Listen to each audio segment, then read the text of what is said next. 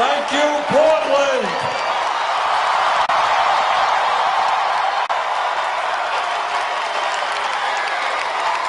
In case you hadn't noticed, there are a lot of people here.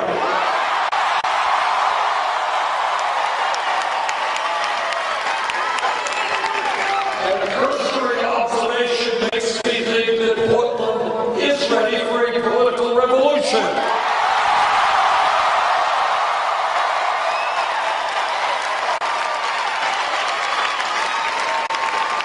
Let me thank Jim McKay, Richardson, Thermal, Andrea Zekas, and all of you for being here today.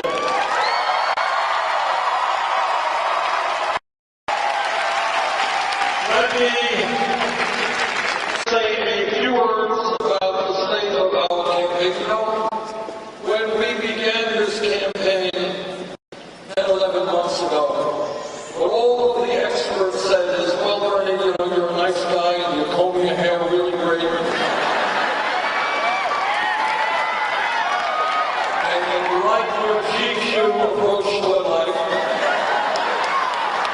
But really, you're a fringe candidate and your campaign can't go any place because who in America really believes we need a political revolution to take on the billionaire class?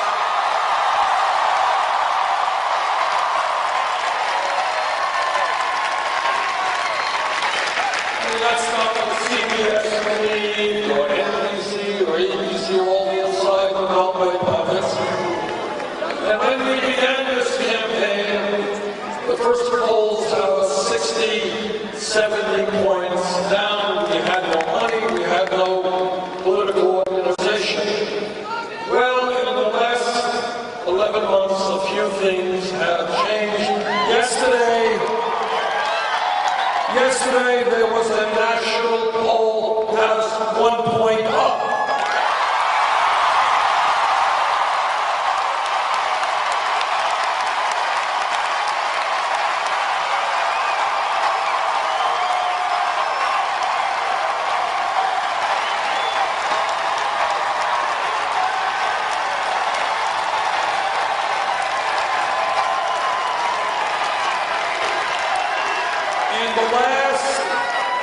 In the last number of months, we have won 11 state primaries and caucuses.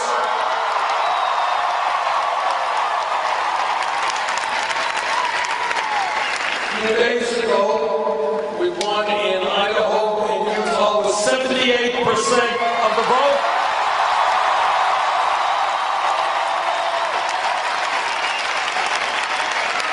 If there is a large voter turnout tomorrow in Washington, I think we're going to do just fine here.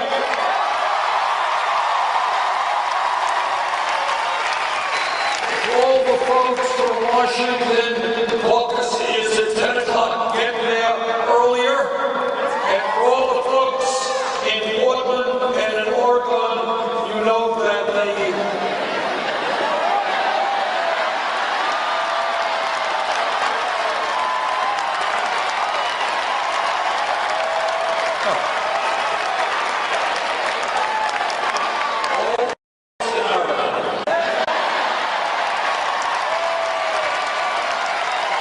That's what happens when you roll all over the country.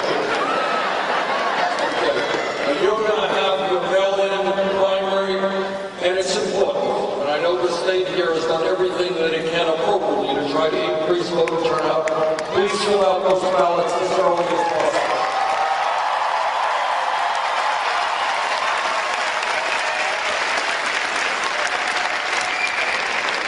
Now, you know, one of the criticisms that has been thrown at our campaign is that, well, you know, Bernie's a nice guy, he has good ideas, but he can't win a general election. I just wanted to deal with that issue. All of us agree, or expect all of us who are here today agree, that it would be an unmitigated disaster for our country if somebody like a Donald Trump would have.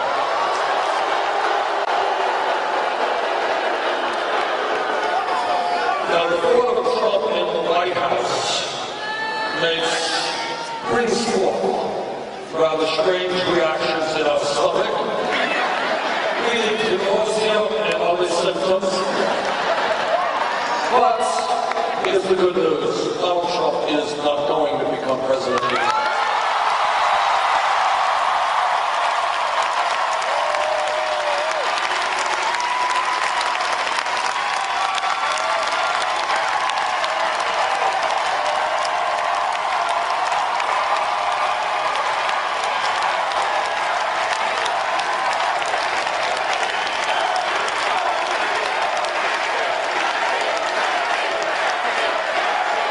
And the reason for that is the American people are much too smart to allow that to happen. And I'm happy to tell you that in virtually every national and statewide poll, virtually all of them, that has been done having Bernie Sanders up against Donald Trump, we win with overwhelming numbers.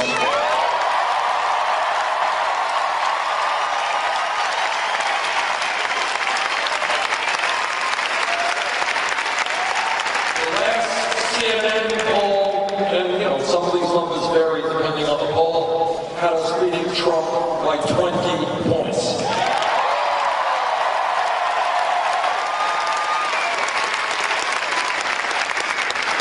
And the reason why Donald Trump will never become president of the United States is the American people will not vote for a candidate who insults Mexicans and Latinos.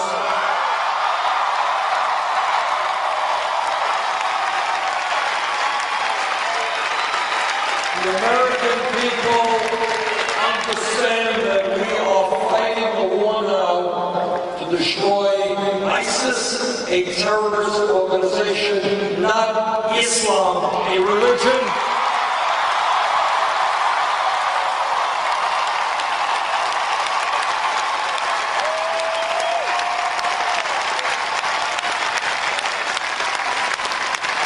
The American people will not vote for a presidential candidate who insults women every day.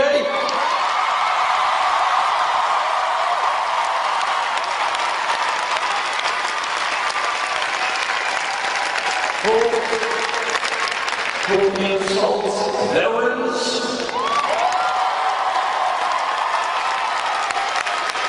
and who insults African Americans.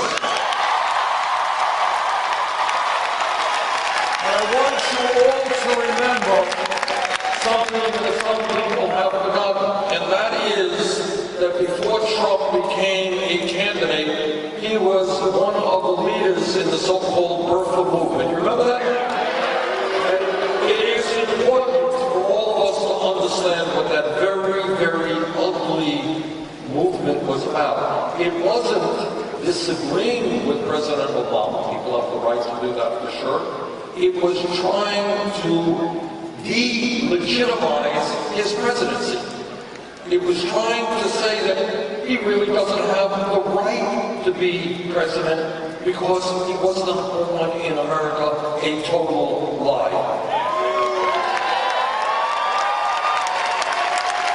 That is a very dangerous thing to do in a democracy. It was not only an insult to the African American community, with Obama being the first African American president, it was the insult to all of us.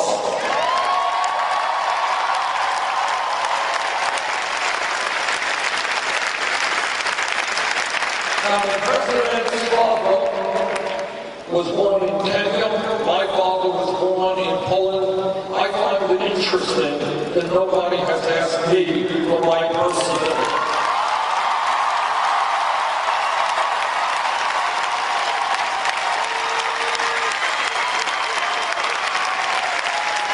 Do you think maybe it just might have something to do with the color of my skin as opposed to Obama's? I think so.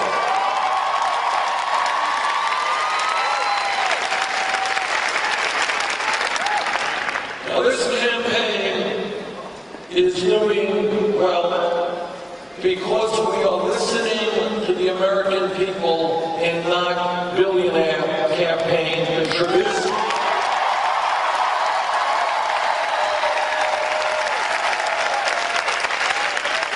When we began this campaign, we had to ask ourselves a very simple question.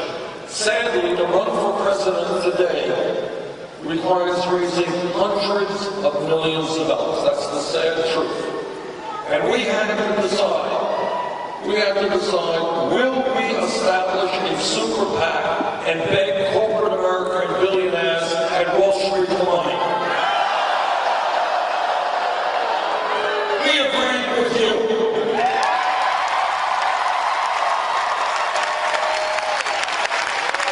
I'm the only candidate out there that does not have a super PAC, does not want a super PAC, does not need a super PAC.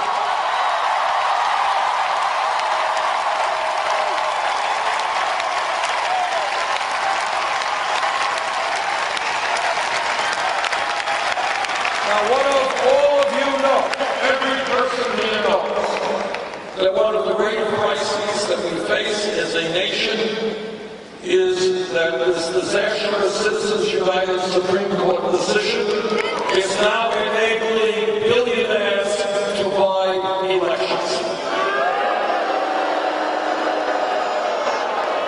And what we said is, look, this campaign does not represent Wall Street, we don't represent corporate America, we do not represent the billionaire class, we do not want their money.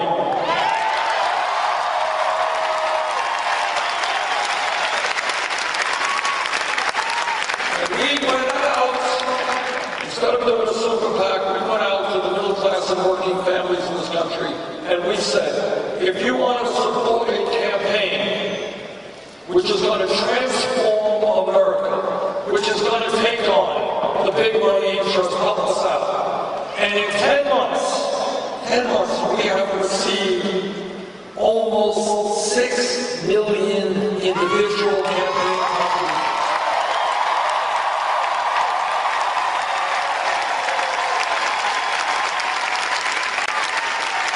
And that in itself is revolutionary, because what we have shown is you can run a national winning campaign without being dependent on big money interests.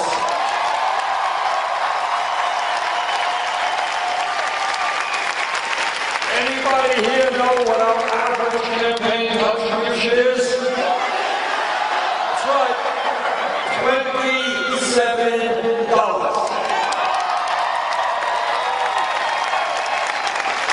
To paraphrase Abraham Lincoln at Gettysburg, this is a campaign of the people, by the people, and for the people.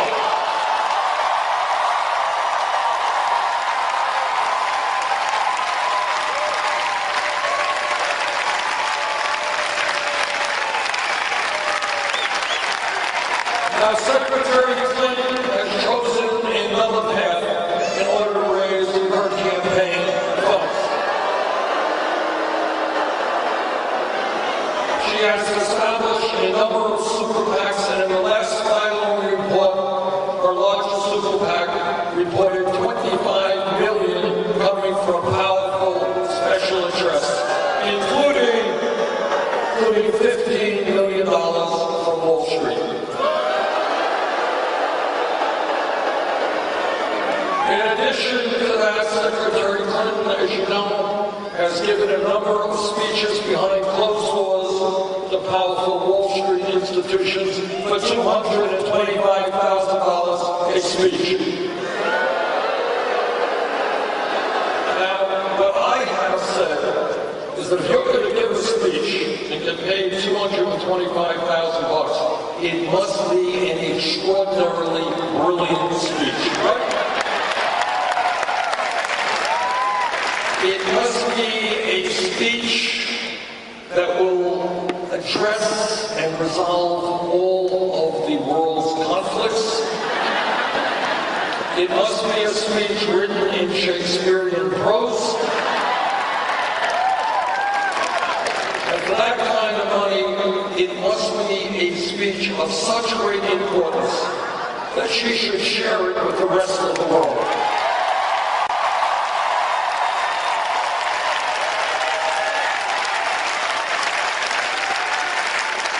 Now, Senator Clinton has said, well, look, she is prepared to release her transcripts if other people do the same. So I am prepared this morning to make a dramatic statement. I am prepared to release all of the transcripts of the speeches I gave on Wall Street. You ready?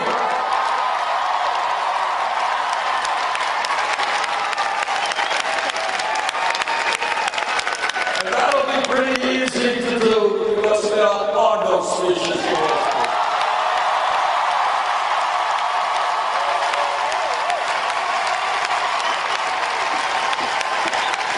Now, I don't know, I cannot imagine why it is that Secretary Clinton got too applause for her speeches. They haven't even invited me to go to Wall Street for $20,000 or $2,000 or $2. I don't know why. But they have something to do that my message to Wall Street might be a little bit different than Secretary Clinton's.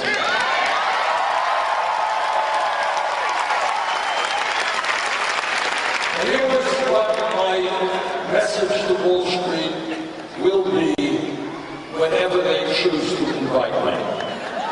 But I got my cell phone on, I am waiting for the ring. Goldman Sachs, come on down, Bernie, we want to hear from you. But here's what I would say. What I would say is that as a result of the greed and the recklessness and the illegal behavior of the people on Wall Street, this country was plunged into the worst economic downturn in the modern history of this country.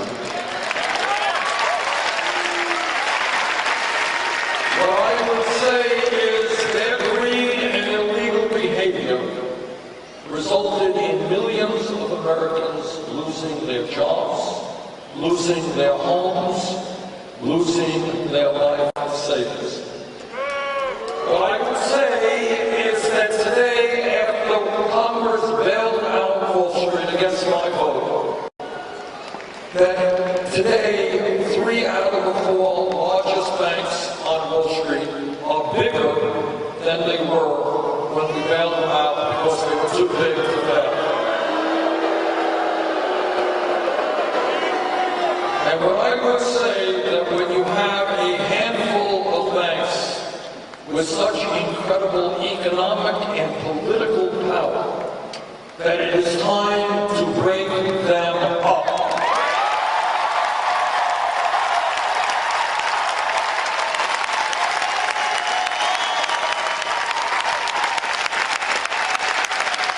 We need a financial system that works for small and medium-sized businesses, for ordinary Americans, and not just for a handful of CEOs on Wall Street.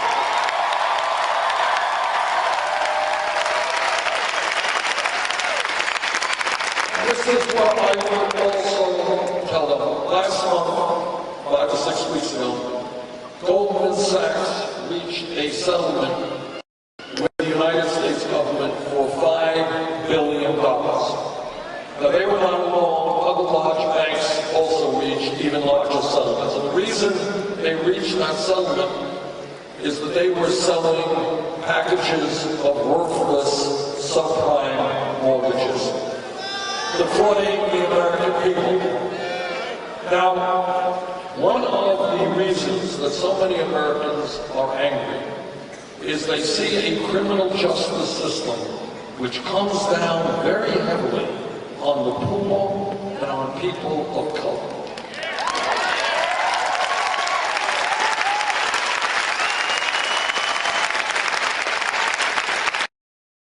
In Vermont, actually to have a police record for the rest of his or her life. But apparently, if you are an executive on Wall Street whose greed and illegal behavior destroy this economy, nothing happens to you.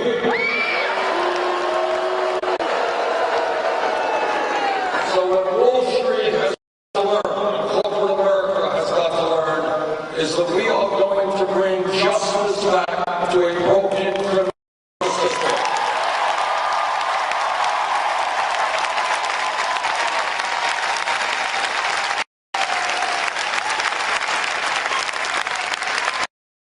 If you break the law, even if you are a Wall Street executive, you are going to pay the price.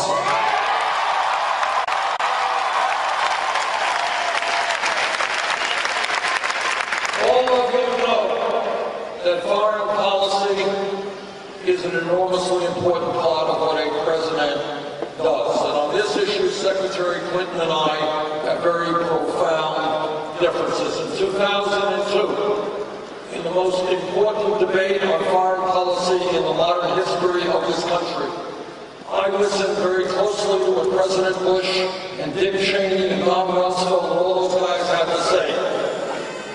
I listened to their ideas and their arguments as to why we should go to war in Iraq. I didn't believe them. I voted against that war and led the opposition to that war.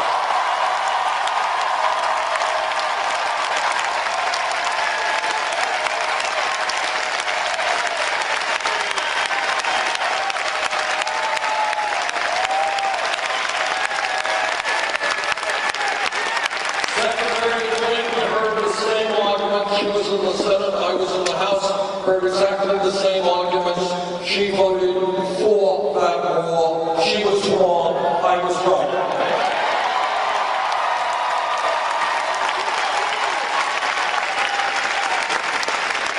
Right now, all over this country, we are facing a growing crisis in terms of clean, drinkable water. If anybody thinks it is just a disaster in Flint, Michigan, you would be mistaken. We need policies in this country to protect clean drinking water.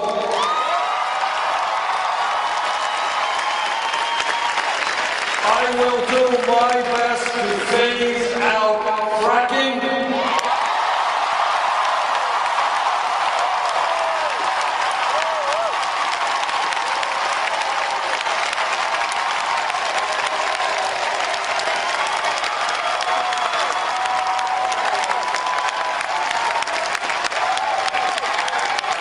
Secretary of State, Secretary Clinton strongly supported fracking around the world and still supports it in this country.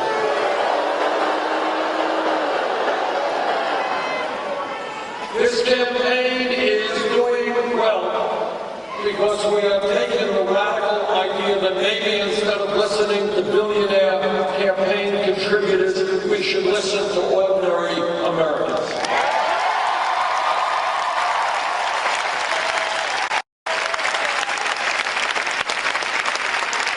And what working people are telling me throughout this country is they cannot get by on $9 or $10 an hour, that they cannot take care of their families or themselves on starvation wages, and that we need, and I congratulate Oregon and the state of Washington for making real progress in this area.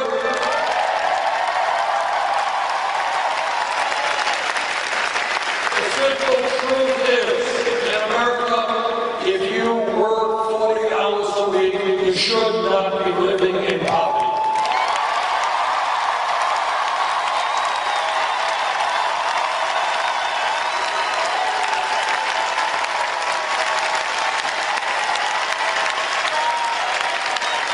Not in Vermont, not in Oregon, not in Washington, and that is right forever. We are going to raise the national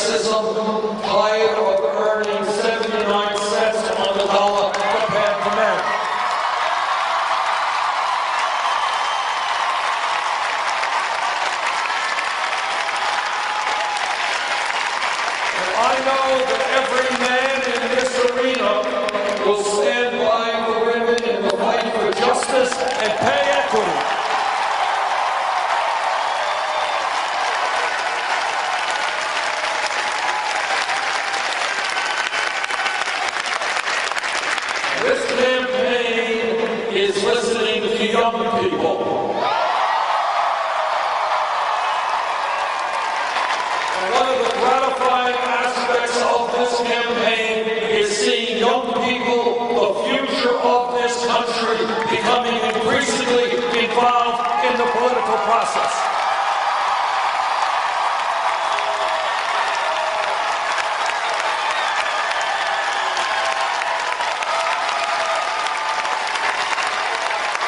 To the young people, I say, this is your country, this is your future.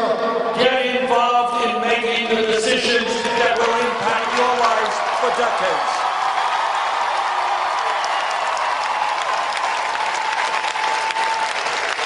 Young people are saying to me, how does it happen, Bernie, that for the first time in the modern history of this country, our generation will have a lower standard of living than our parents? How does that happen? There's been an explosion of technology. Workers are producing more. Why is it that we are seeing the American dream disappear?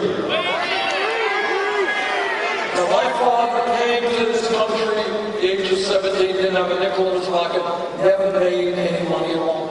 But he was part of the wave of people who worked hard so that his kids could do better than he and my mom did. And that's what happened. That's called the American dream.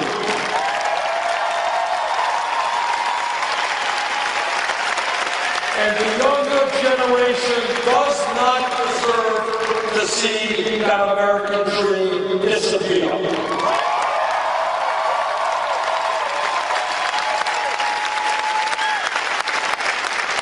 The other point that the young people are making to me is they say, look, throughout our lives, our parents, our teachers, everybody said, it's imperative that you go out and get the best education that you can.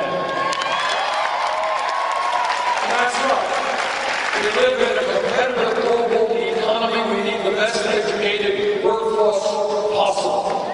And then people say to me, young people say, we did it. We went out to college, we did the right thing. How does it happen that we end up $30,000, $50,000, $70,000 in debt because we got an education?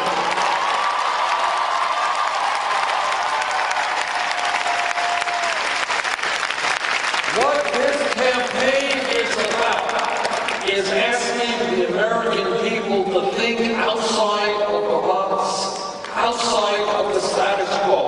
Don't accept the reality that the media or corporate America presents to you. That does not have to be the reality of the future.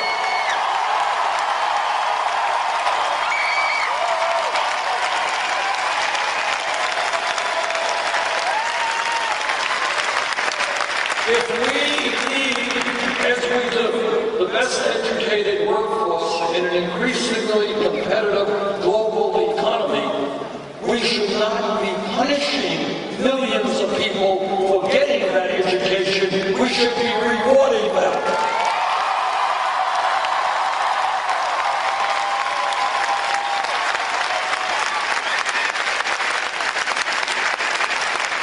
When we talk about public education, 50 years ago, 30 years ago, it was great that we had free public education from the first grade to the 12th grade. That was great. But the world has changed, the economy has changed, technology has changed. People today need more education. That is why I believe that in the year 2016, when we talk about public education, we've got to be talking about making public colleges and universities tuition free.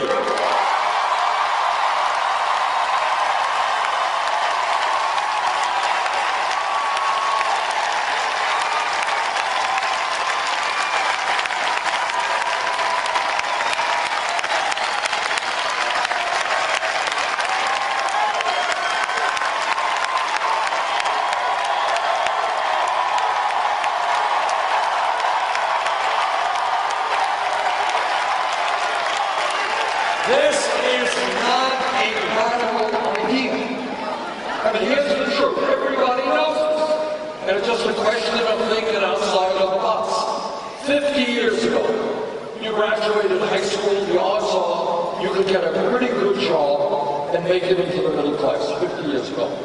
Today, in most cases, that is not the situation. Today, in many cases, people need a college degree.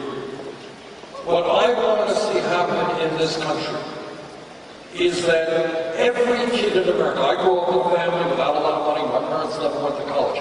I want every kid in Oregon and Washington and Vermont to understand that if he or she does their schoolwork seriously, does well, takes school,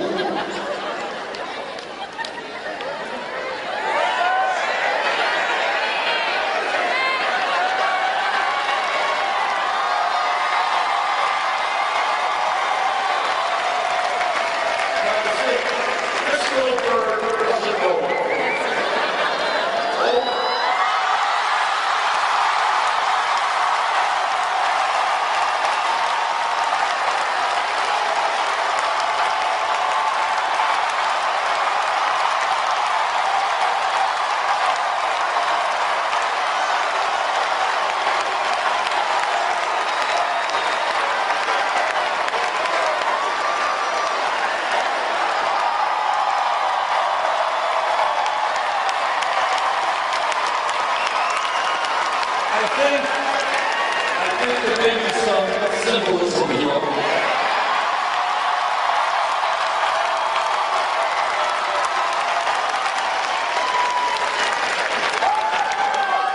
I know it doesn't look like it, but that bird is really a dove asking us for world peace. No more wars.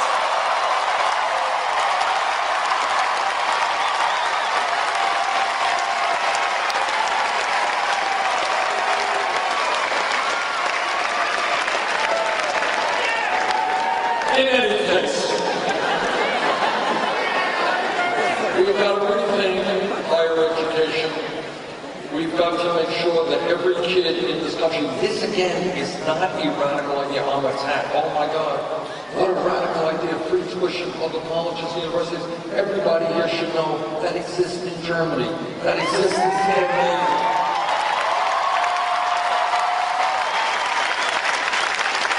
What is important about that idea is I want children in Portland and Vermont to understand that even if their families don't have a lot of money, if they do well in school, yes, they will be able to get a college education.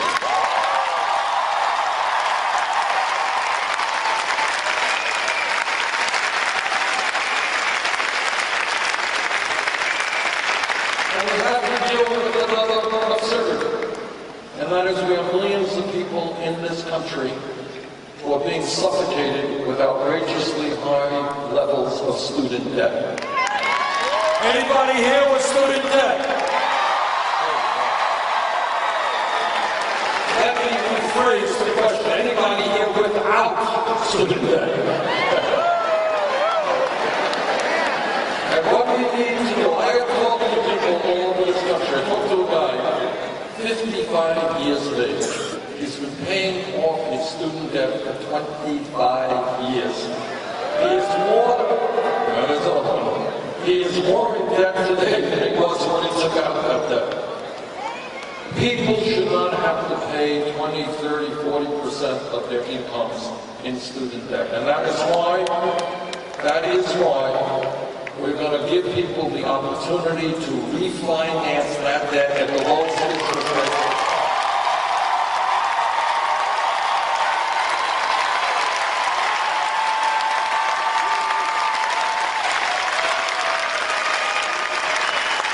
Now, what I'm often asked is people say, well, Bernie, that's a great idea. You're Santa Claus, you're giving away all this free stuff. You want public colleges and universities to be tuition free, you want to lower student debt, that's nice.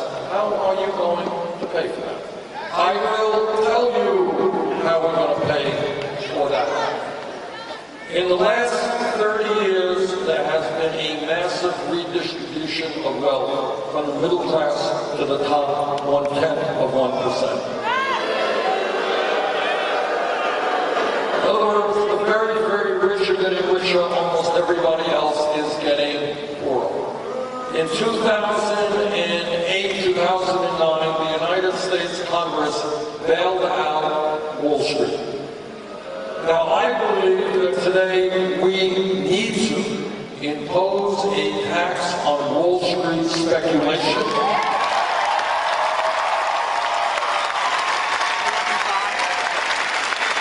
That tax, again, not a radical idea, would bring in more revenue than we need to make public colleges and universities tuition-free and reduce student debt.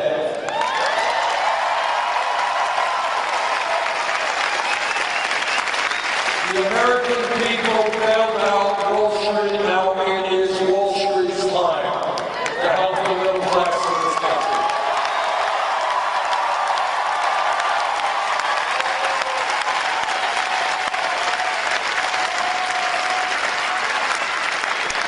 There are Republicans running all over this country talking about family values. And I want everybody to know exactly what those Republicans mean when they talk about family values. What they are saying is that no woman in this arena, in this state, in this country should have the right to control her own body. I disagree.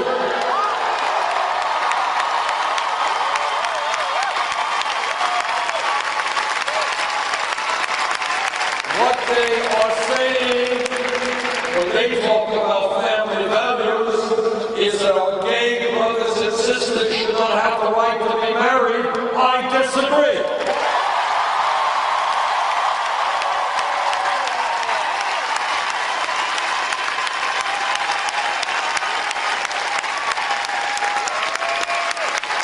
Jane and I have been married 27 years. We got 4 great kids, 7 beautiful grandchildren. When we talk about family values, our values are a little bit different than Republican values. We are talking about ending the international embarrassment of the United States being the only major country on earth not to provide paid family and medical leave.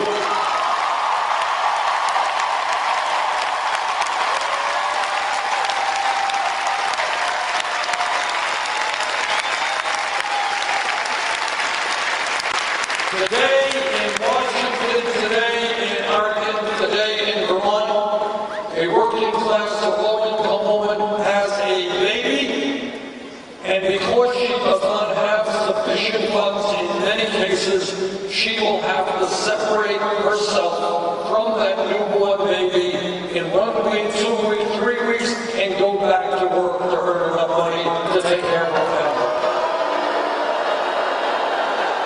We are one of the few countries in the world, not only major countries, even poor people, poor countries understand the absurdity of that, and that is why together we are going to pass legislation in Congress, 3 months paid family and medical leave.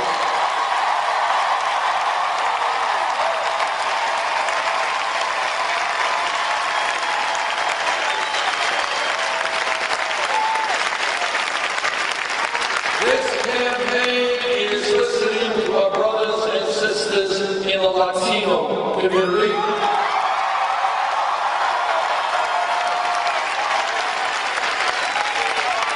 And they are telling me they are tired of living in the shadows, tired of being exploited, tired of living in fear. They want comprehensive immigration reform. I want comprehensive immigration reform.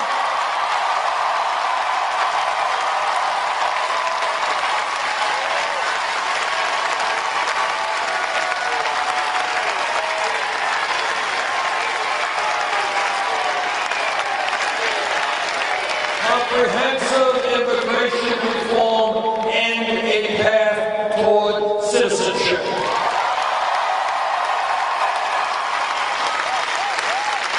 And if Congress does not do its job and pass immigration reform, I use the executive powers of the President to do everything that I can.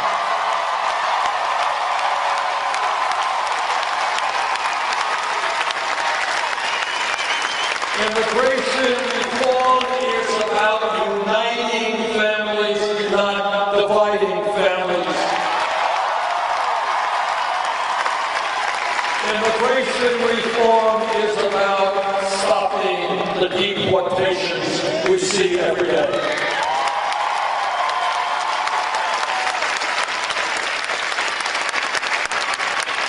This campaign is listening to our brothers and sisters in the African American community.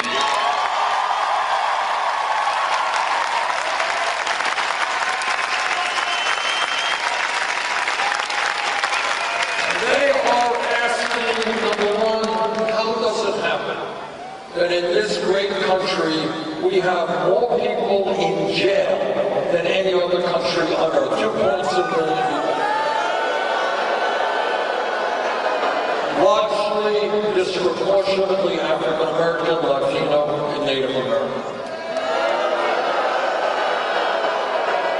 And they are asking, how does it happen that we keep turning on the television and we see unarmed people being shot by police officers?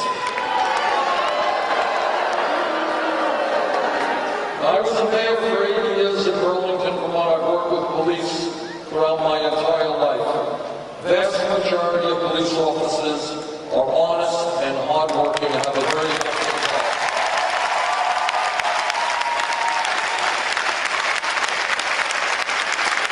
It is not easy to be a police officer today, but like any other public official, when a police officer breaks the law, that officer must be held accountable.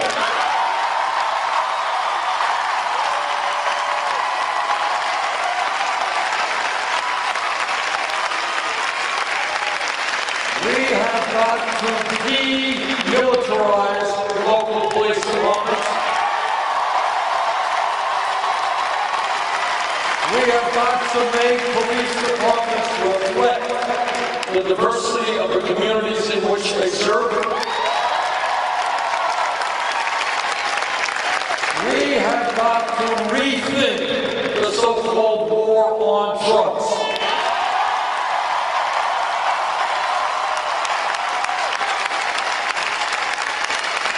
It turns out that over the last 30 years, millions of Americans have police records for possession of marijuana. It turns out that the Federal Controlled Substance Act lists marijuana as a Schedule I drug right next to heroin.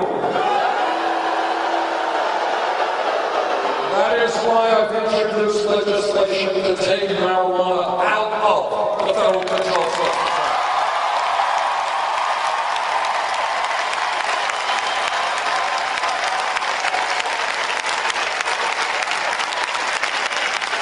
But when we talk about drugs, all of us have got to recognize that in my state of Vermont, neighboring New Hampshire, and all over this country, we have a major crisis in terms of opiate addiction, heroin addiction, and people dying every day from overdoses.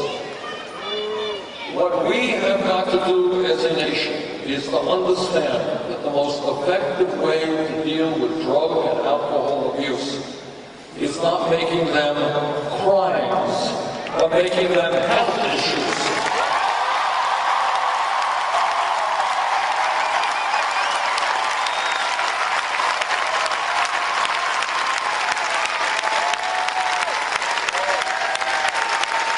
And that takes us to another issue, and that is that we need a revolution in this country in mental health treatment.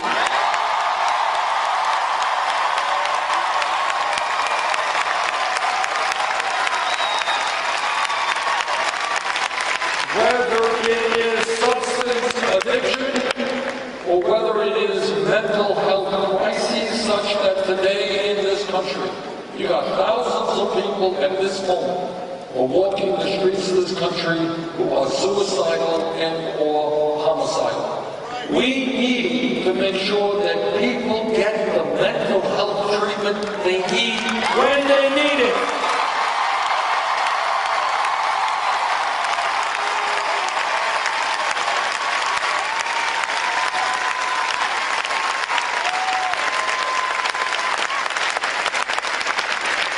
This campaign is listening to the Native American community.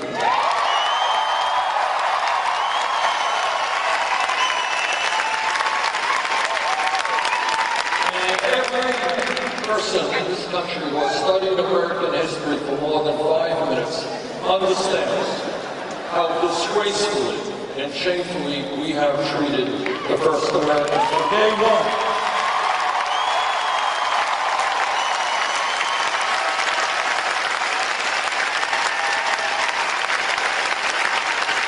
From day one, before this country was a country, Native Americans were lied to, they were cheated, and their treaties were abrogated.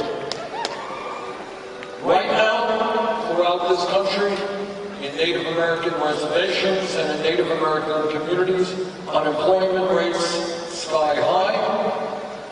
In Native American communities, suicide rates are off the charts. Kids are dropping out of school. Drug abuse, alcohol abuse is rampant. If elected president, we will change our relationship.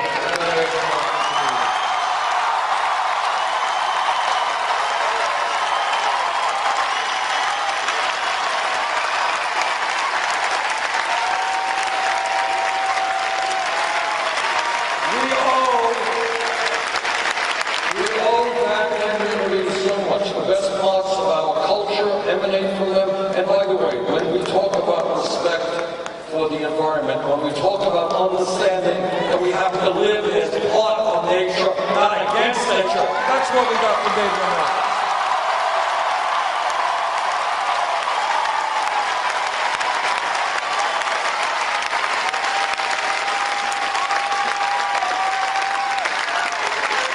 I am a member of the U.S. Senate Committee on the Environment, and in that regard, I have talked to scientists throughout our country and throughout the world. The debate is over. Climate change is real, caused by human activity.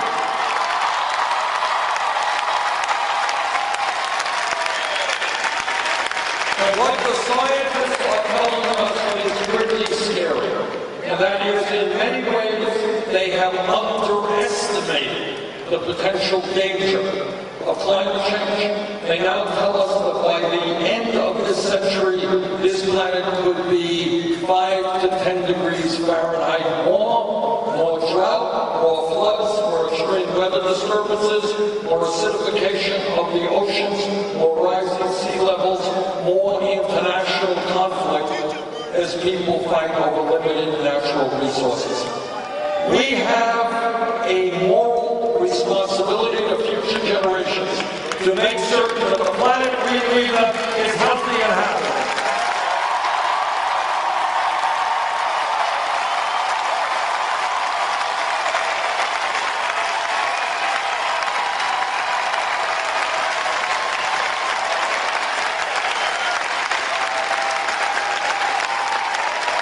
We have got to, in an unprecedented way, because this is a planetary crisis, not an American crisis, a planetary crisis. We have got to work with China, Russia, India, countries all over this world, take on the fossil fuel industry and tell them that their short-term profits are not worth the future of this planet.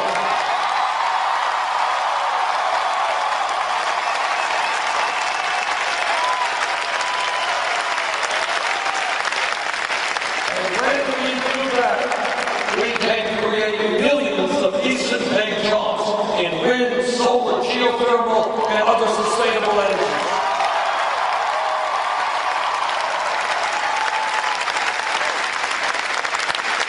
Coal is not the future of this country. Oil is not the future of this country. Energy efficiency and sustainable energy is the future of this country.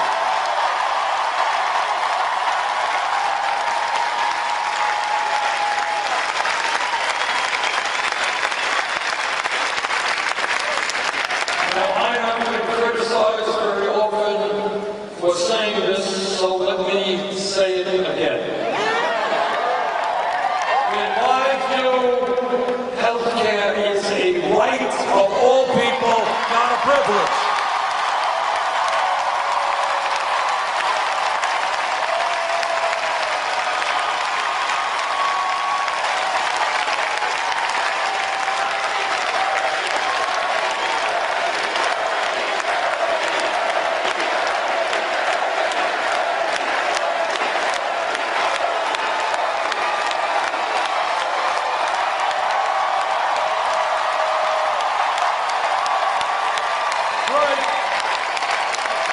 This is a basic human issue, and what it means is that at a time when every other major country, the UK, France, Germany, Holland, Italy, Scandinavia, Canada, all of them managed to provide health care to all people as a right, you know what?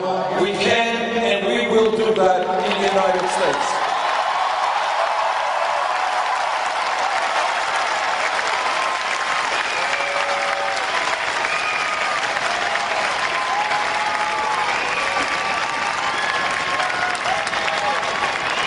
Now, the Affordable Care Act, and I'm on the committee that helped write the Affordable Care Act, has done some very good things. We've gotten rid of pre-existing conditions.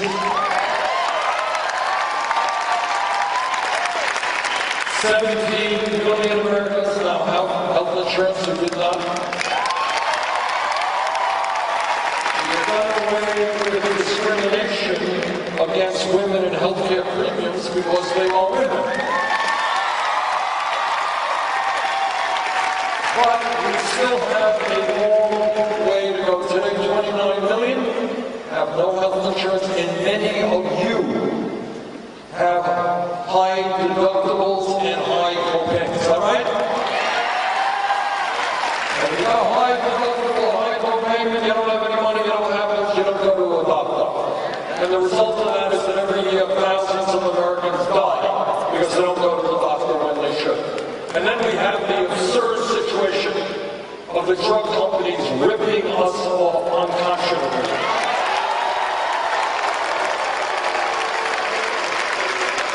We pay by far the highest prices in the world for prescription drugs. People in this country die because they can't afford the medicine that they need. They are suffering because they can't afford the medicine they need. 1 out of 5 Americans cannot afford the prescriptions their doctors are writing.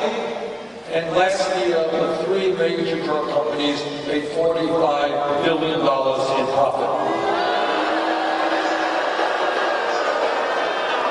Drug companies profit and Americans die. We are going to change that dynamic.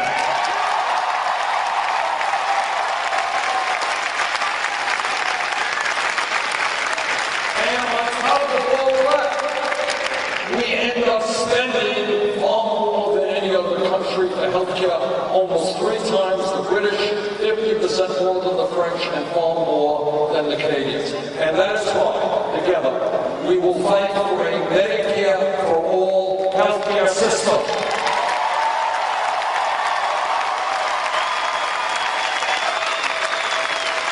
Our proposal guarantees healthcare, comprehensive healthcare to all, saves middle-class families thousands of dollars a year on their healthcare bills.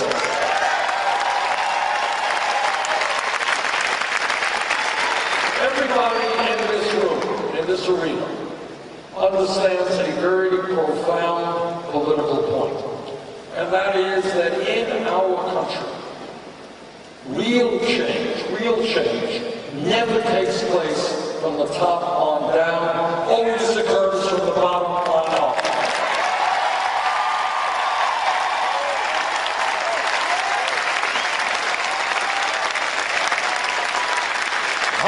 Years ago, when workers were being exploited ruthlessly, were being treated like animals and had no rights on the job, very brave people came together and said, we are going to form unions, we're going to engage in collective bargaining.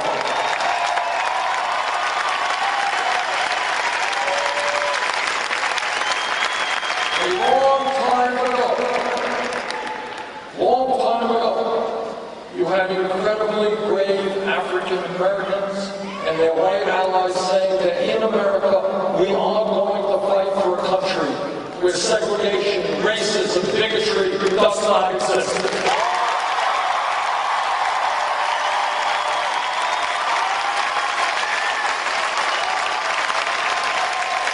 Those people, black and white and Latino, they marched out on the streets, they went to jail, some of them died. But they fought to fight against racism in America from the bottom on up. 100 years ago today, and many young people don't even know this, 100 years ago today, women did not have the right to vote, did not have the right to get the education they want, did not have the right to do the work they wanted to do. But women and their male allies said, no, in America, women will not be second-class citizens. We will fight against sexism.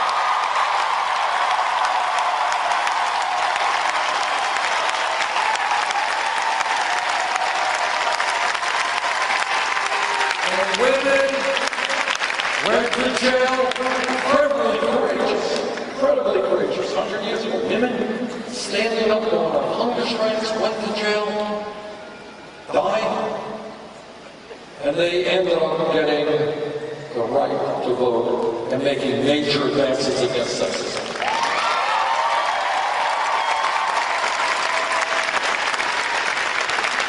If we were in this arena 10 years ago, no time at all, from a historical perspective, I want you to think about it. 10 years ago, somebody here jumps up and says, you know, Bernie, I think that by the year 2015, gay people in this country will be able to marry in 50 states in America. If somebody said that 10 years ago, the person next to him would have said, you are nuts, what are you smoking? Now, but what happened is that for decades, against incredible bigotry, vicious bigotry, the gay community and their straight allies said over and over again that in this country, people have the right to love whoever they want to love.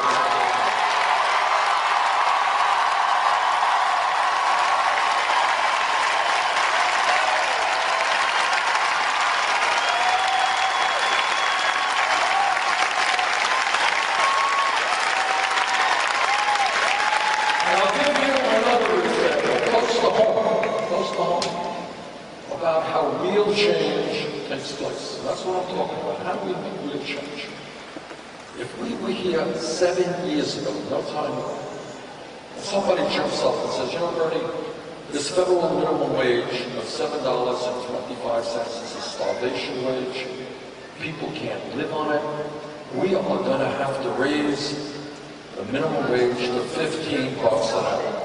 Now, if somebody said that 7 years ago, the person next to him said, you're crazy. You're talking about more than doubling the federal minimum wage. You're nuts. It can't happen. That's too radical an idea. But you know what happened? Very brave people in the fast food industry, McDonald's, and Burger King, and Wendy's, they went out on strike, and they protested.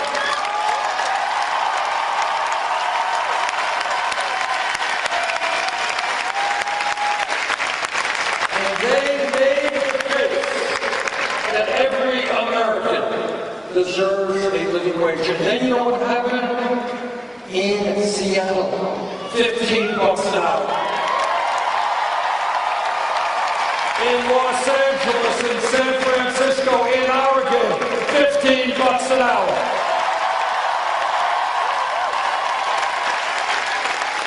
My point is that what starts off as a radical idea, in a few years, we will say, of course, 7.25 is starvation. Of course, people need $15 an hour. Where we are right now is at a pivotal moment in American history, where I believe millions of people are looking around, and they are saying The status quo is not acceptable.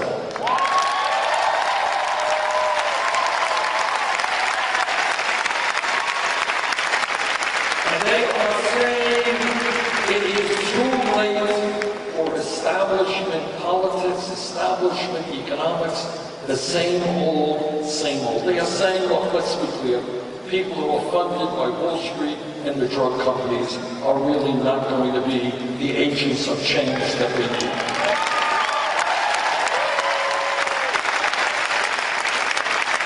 People all over this country are looking around and they're suddenly seeing it. Now the media doesn't talk about it, that's another problem that we have.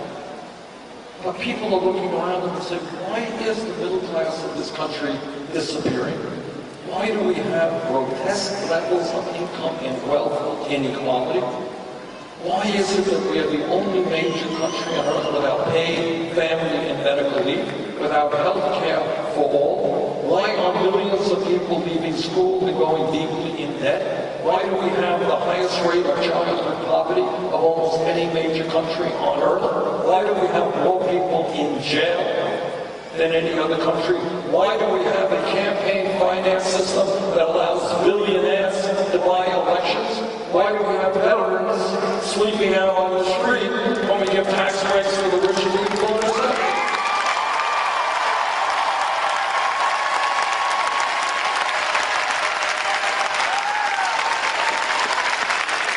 That is what this campaign is about. It is about not accepting the status quo, to understand that if we do not allow the Trumps of the world to divide us up, if we stand together as black and white and Latino and Asian American and Native American, gay and straight, men and women, there is nothing we cannot accomplish.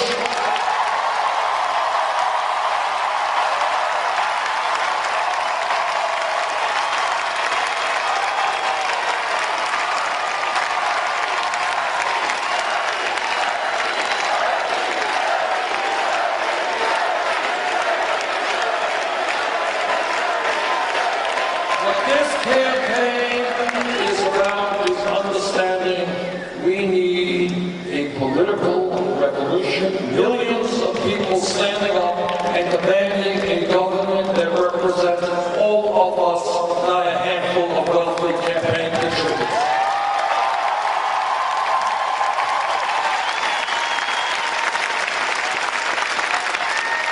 Tomorrow, in the state of Washington, starting at 10 a.m., there will be caucuses all over the state, and starting on April 27th, people will begin to get their ballots in the state of Oregon.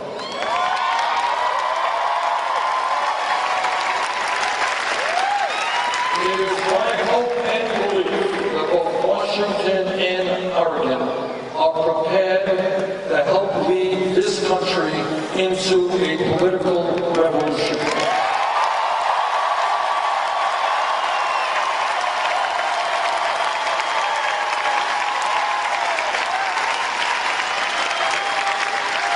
Washington